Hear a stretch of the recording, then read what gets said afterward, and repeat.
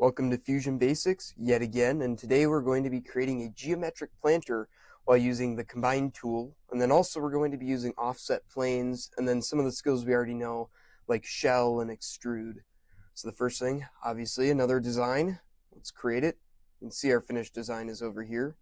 Looks pretty cool. I could certainly plant something in there.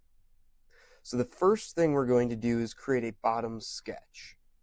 And then we're going to, in the create menu, we're going to use a polygon, and we're going to use an edge polygon. And then we're just going to click from the center, and then we're going to go up 40 millimeters because we want our polygon to have sides of 40 millimeters. And then 6 is a good number. We could change the edge number if you want to change up or make your own later. But for now, we'll just do 6, so we should have this here. So this is good for our first sketch. So we can finish sketch there. Now we can extrude. So we can come up here and click the extrude tool. And here is where we're going to do something a little bit different. We're actually going to use distance like we usually would, and we're going to extrude it up 50 millimeters.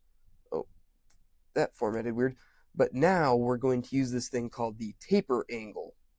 Now the taper angle makes it fan out. So if you have a negative taper angle, it'll make it go in. But what we're going to do is taper it 20 degrees out.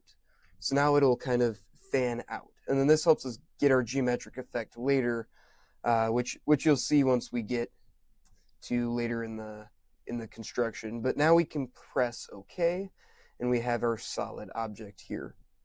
The next thing we want to do is in the construct menu, we have this offset plane feature.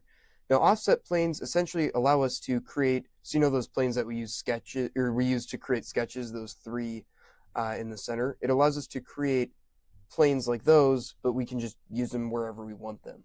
So we're going to click the top face of our polygon, and then we're going to make it 15 millimeters above, 15 above, just so it's hovering above there.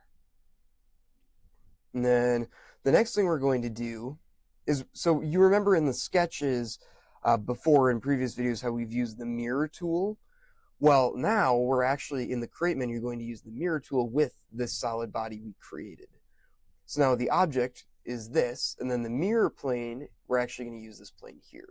And make sure this object type is selected as bodies rather than faces or features. And then if we click OK, we have another one on top. So now this is kind of where it starts to come in, but first we're going to hide this construction plane here. So we can press this arrow over here, and then we can just click the little eye to get rid of our plane. Just it frees up our space a little bit better.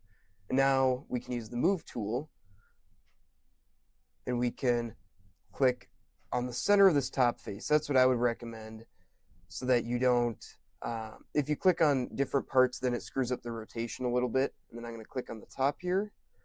We're going to rotate this 30 degrees. And then we're not actually going to click OK yet. So now we can kind of rotate back again. And now we're going to go down negative 70 millimeters. So you can see they start to intersect with each other. So now we can click OK. And now we're going to use the combine tool. And then target body, you can click one of them, and then tool body, click the other one. And you can see my function is already on intersect, so then it makes this awesome picture here. Yours is probably on join. We don't want to join them together because that just makes them one object. We don't want to cut them, but that is a feature you can do for later, but we want to intersect them. Then it gives us this cool geometric pattern where they intersect. Then we can click OK. But it's not a planter yet, so we have to go back to one of our old tools, our shell tool. And then we're just going to make this 5 millimeter shell here. Then we can click OK. Now you can see we have a geometric planter. And these based off of how much you bring the one object down, or how much you taper the angle, you'll get a completely different object at the end. So just experiment with that. Make your own. It's kind of fun. And then you could 3D print it, maybe plant something in it. So yeah, I hope this tutorial was helpful for you. Have a good day.